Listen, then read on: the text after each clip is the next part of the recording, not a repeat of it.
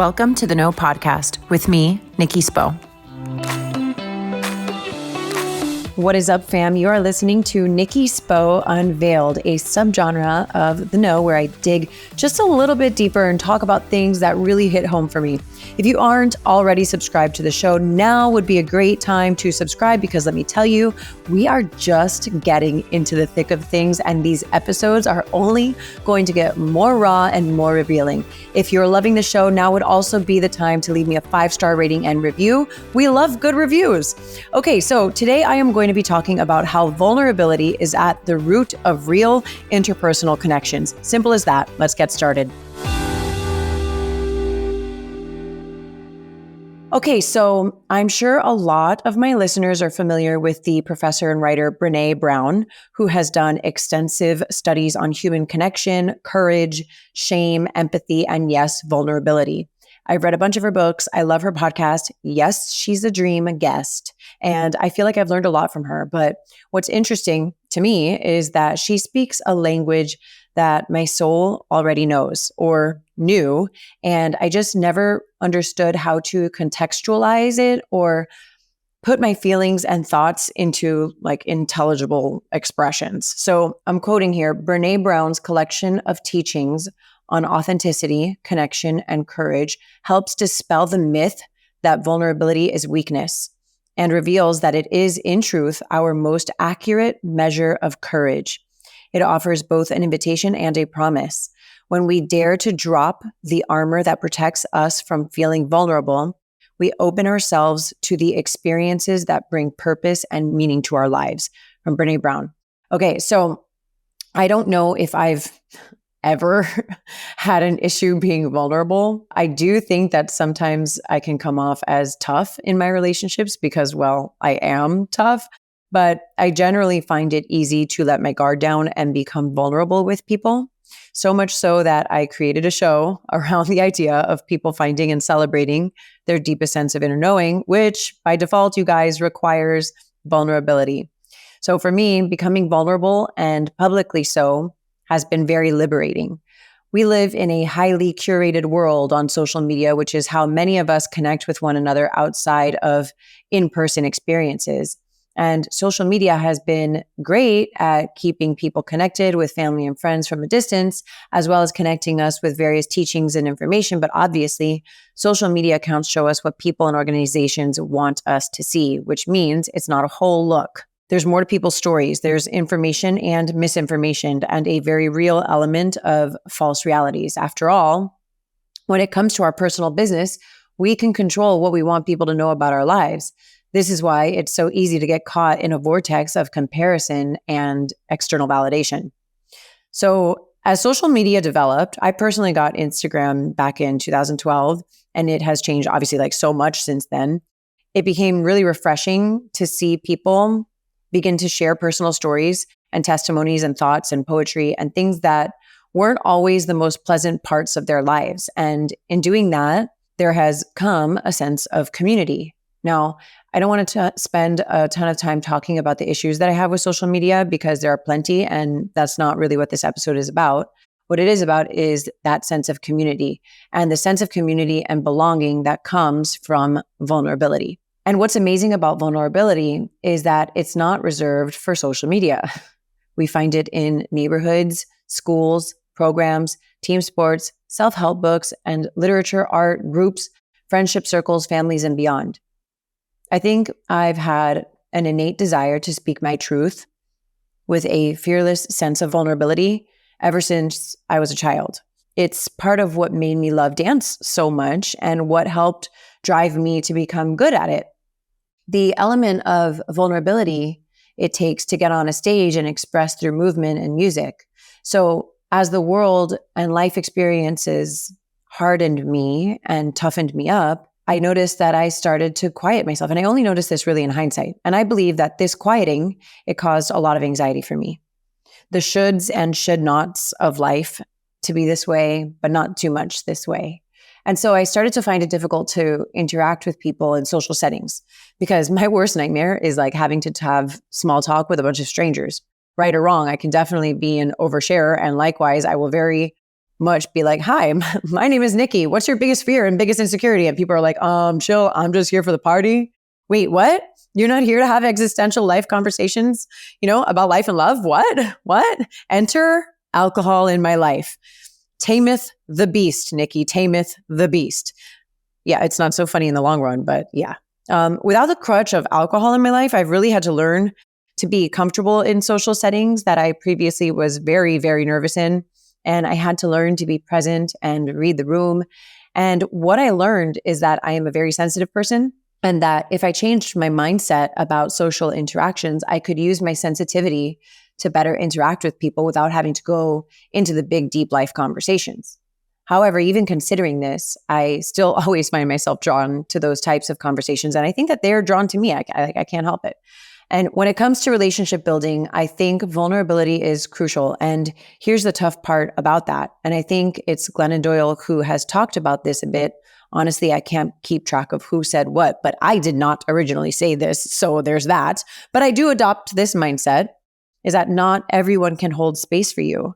And you reserve the right to withhold your vulnerable side from people who may weaponize it or use it against you. And by mentioning that, I want to stress that it is never okay to do that. And if I'm completely honest, I've been guilty of it in my past, and it doesn't feel good, and it has been painful for myself and for other people. But we have to allow ourselves to be seen, like really seen, which requires us to be ourselves in a world that is constantly, subliminally, and also quite obviously like moving us to be outside of ourselves or other. And I'm not sure if we can really see and accept other people if we ourselves do not feel safe enough to be ourselves. So how do we begin to discover ourselves, our deepest sense of inner knowing, without even knowing where to start? How do we hold space for others to be vulnerable when we ourselves cannot be vulnerable? What does being vulnerable look and feel like? How do I start? What do I do? How do I do it? What is holding us back from vulnerability? Well, shame. And so where does shame come from? How has it manifested itself in my life? By my own account or by the shame others have placed on me? How do I release it? How can I find my worth and value and purpose through the shame? And I think even just asking ourselves these questions is the actual starting point. Okay? Asking ourselves these questions is the actual starting point. How do we do these things? How do we move through shame to find our own vulnerability, make peace with it, own it, and grow? Connectivity, connection, human connection, and camaraderie. So connection is why we are here, and it's what gives purpose and meaning to our lives. I remember when I first started sharing some of life's difficulties via Instagram, some people close to me found it very discomforting. I think it's a very old school thought process to keep up with the Joneses and not talk about problems, to make everything look like it's just okay. And if you don't say anything, I think there's a notion that if you don't say anything, they can't say anything. And I've learned the hard way that is not the case. You can be as silent as you want, and people will still say things about you. So to me, it's better to just say whatever you want to say, so long as it is true and with kind intention. Obviously, I believe that every person has a right to privacy and to dealing with life's issues behind closed doors. However, I have found that for me, using my voice and my platform to share some of my weaknesses has only helped me foster more meaningful relationships, whether that's in my actual real life friends or even with my digital presence. And in my eyes, I have chosen to give meaning to my platform by sharing some of those behind the scenes elements of my life in order to connect. And yes, I have been accused of attention seeking. And over the years, I have tried to make it abundantly clear that my messaging is not to garner attention or sympathy, but actually to connect with people and help people feel less alone with their big feelings. By choosing this for myself, I have learned grace where grace did not otherwise exist. I learned to have compassion for people in situations that I might not have had compassion for previously.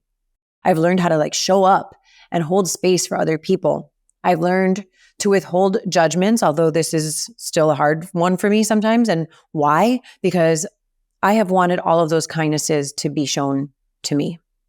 I think a key here is to stay curious, especially on the judgment front.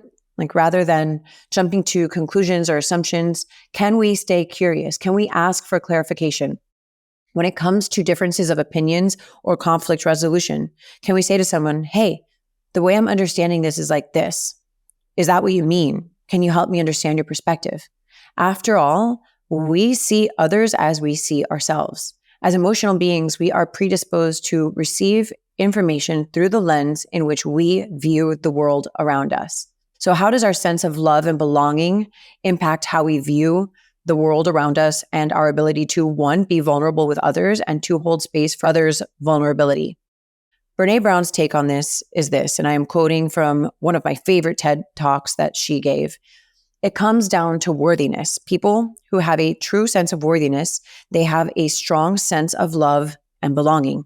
And folks who struggle with it, and folks who are always wondering if they are good enough, there was only one variable that separated the people who have the strong sense of love and belonging and the people who really struggle for it.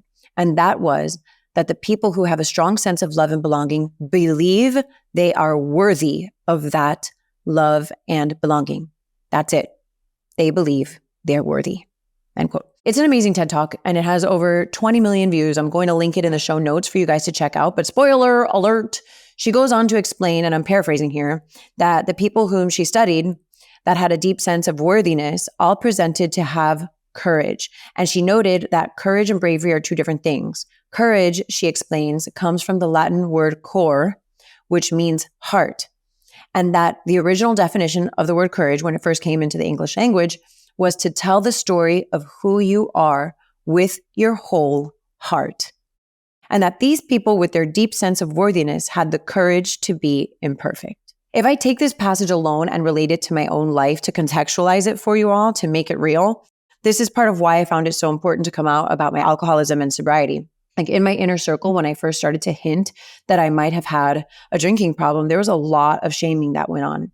And even as I got sober, there was a lot of shaming, a lot of reminding me that I had a drinking problem as if I didn't know, or as if that defined me. And while I was on a road to recovery, and I had to have a sort of reckoning with myself and decide, if I am an alcoholic and I have made all of these horrible choices and I have hurt all of these people with my words and actions, am I still worthy of forgiveness, love, compassion, empathy, and respect?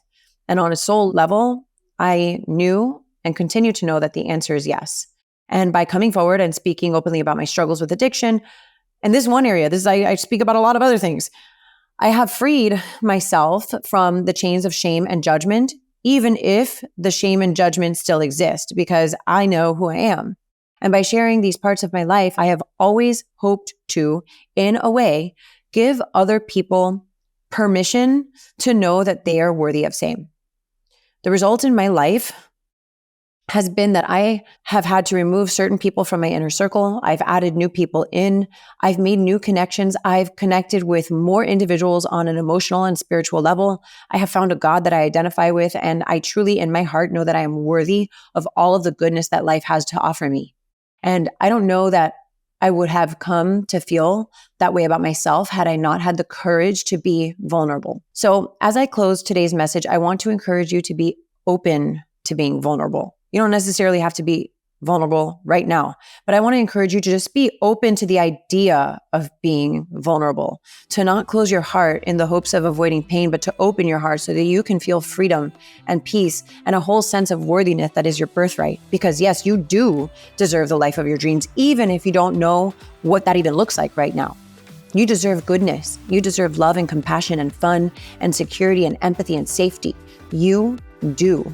And I believe, even if it's in the privacy of your own journal or in your own mind and heart, that having the courage to tell the story and understand the story of who you are with your whole heart, this will be infinitely helpful in bringing you to a sense of wholeness and peace and happiness. And we do that by allowing ourselves to be vulnerable. Thank you for listening. Light beams, love you all. Share this with your bestie. Leave a rating and a review. Over and out, XOXO. See you next time.